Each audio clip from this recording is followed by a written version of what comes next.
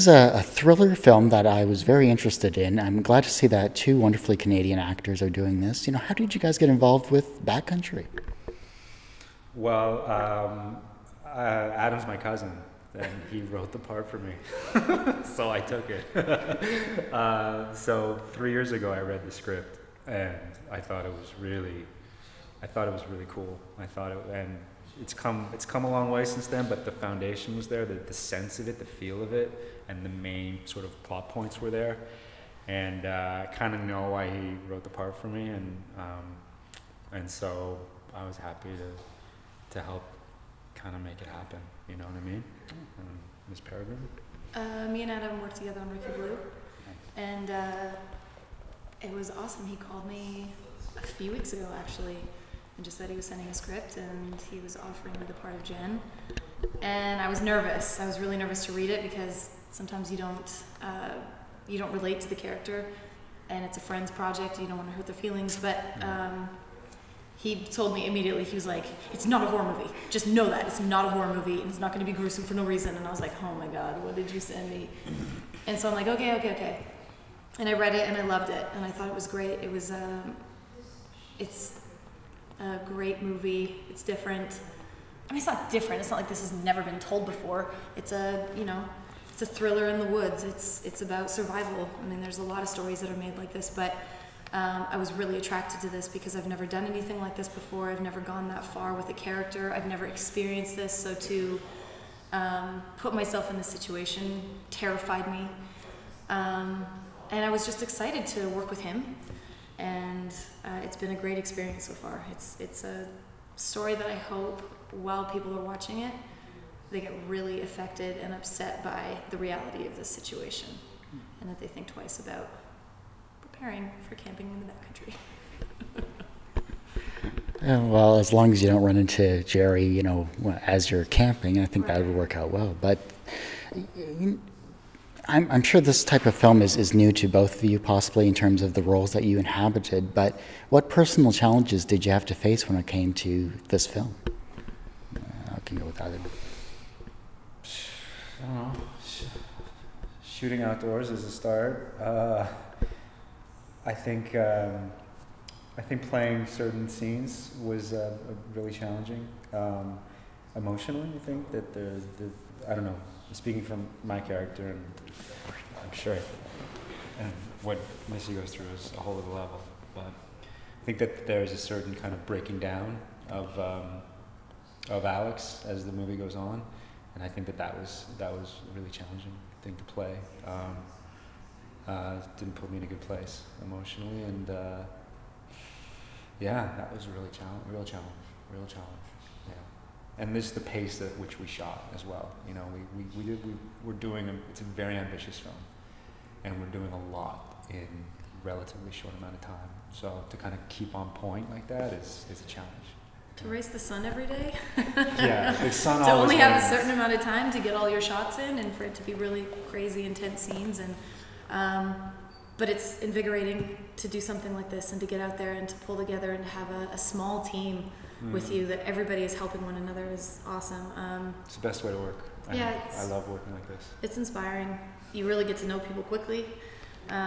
It's great. I've never put myself in the situations that I go through here.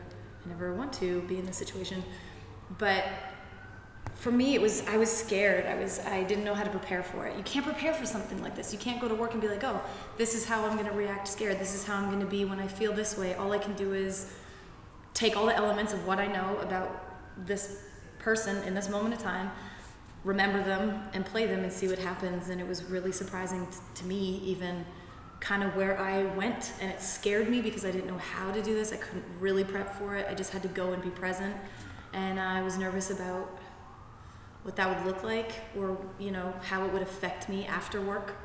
Sometimes I've taken my work back with me because it's just so upsetting. However, I haven't. I've actually grown away from that just because I can't afford to do that anymore. So she gives a I'm able clinic to on cut it that. off.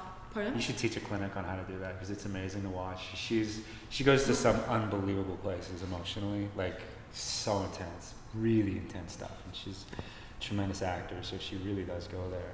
But then to see her kind of like afterwards, I've never seen an actor have such a good system of kind of like letting go of what they've just shot and moving on to the next thing as Miss Peregrym is amazing to see. And I think it's something that you should really, something to teach, because I think it's really cool. It's really cool. It involves music. It involves hip hop music. That's true. There are some days where I was like, you guys, just let me play my music for a second, because I just need to get this out and just go to a different place. And when you're shooting out a sequence like we are, it's a really important thing as well, and just that way too, but also just in terms of just the marathon that we were running. It's really cool.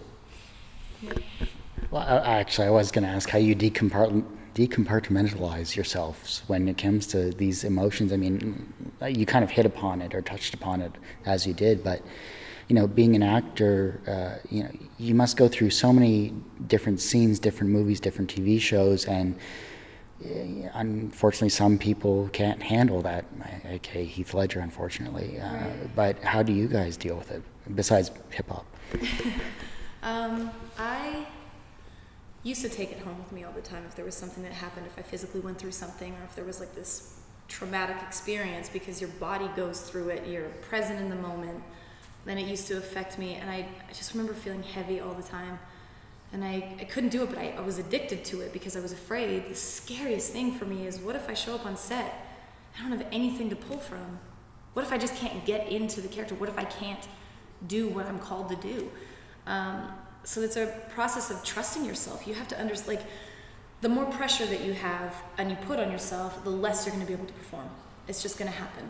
You kill whatever instinct you have in yourself because you're in your head.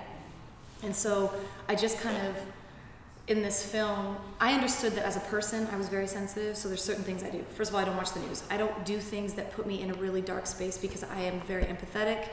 I immediately put myself in that position. How would I feel? What would I do? And I'm down, and I'm just like sad for something that has nothing to do with my life. And I had to really consider that for this line of work, and that's why this movie scared me, because it's really intense what I have to go through. And I just was able to, it's scary, that's what's scary. You show up and I'm like, I hope I can do what I intend to, but I just kind of chilled out and was like, okay, be in the moment. Take your time, start here, see what happens. And then at the end, it's like, you've got to trust the people that are around you. You have to, everybody has an idea. We've talked about it already. If you feel confident about what you got, if I feel like I could do more, if I have an idea, I'll express it, we'll try it. If not, then great, then let's just move forward. But I have to drop it and I have to let it go, because I have to trust that in the moment I am being the most true I possibly could, understand and be in that moment.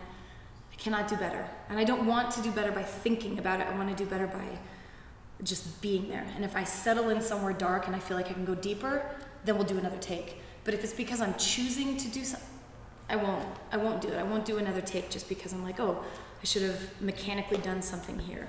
No, you have to let that stuff go. And at the end of the night, it's like, I want to laugh. I have to be light. That's not my life. That's not who I am. This is who I am. This is where I'll go. But at the end of the day, it's just not me. I don't know. I just have learned to shut it off. Good talent.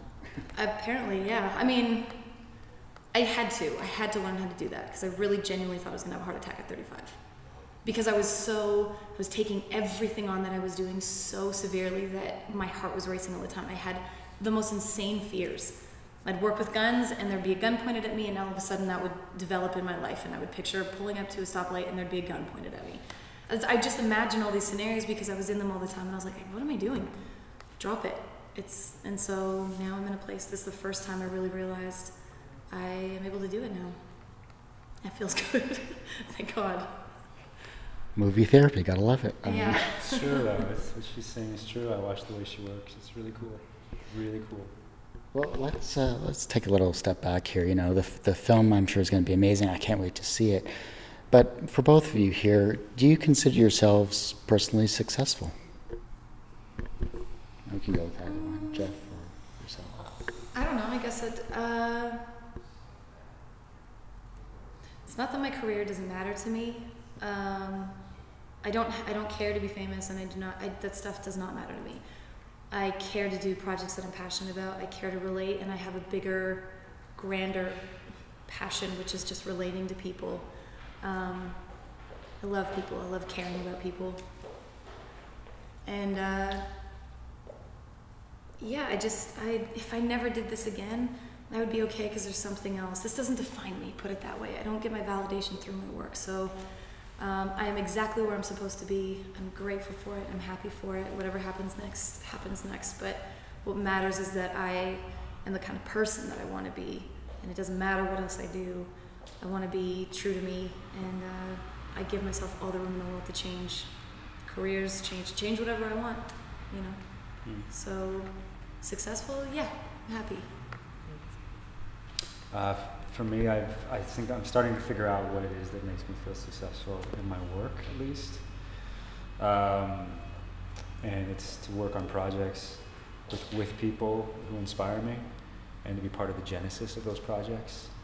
And so there are a few projects now of which I can say that. I used to be able to say that about my theater company, but now this to me is, so this is Adam's vision. I believe in Adam, believe in him as a man, as an artist, and he's assembled this incredible team. So Missy comes on board, I believe in her, and so she inspires me, and everyone inspires. I hope we inspire each other, and to me, this is what I've always wanted to do. This is the kind of work that speaks to me. This is my bliss, and it's really humbling whenever you get to do it, even when it's -3. Well, even if you die doing it, but it is. It's like it's that to me is success. Yeah. Wonderful. Well, thank you guys so much for taking the time to do this. I truly appreciate it, and I can't wait to see Backcountry. It's going to be great. Thank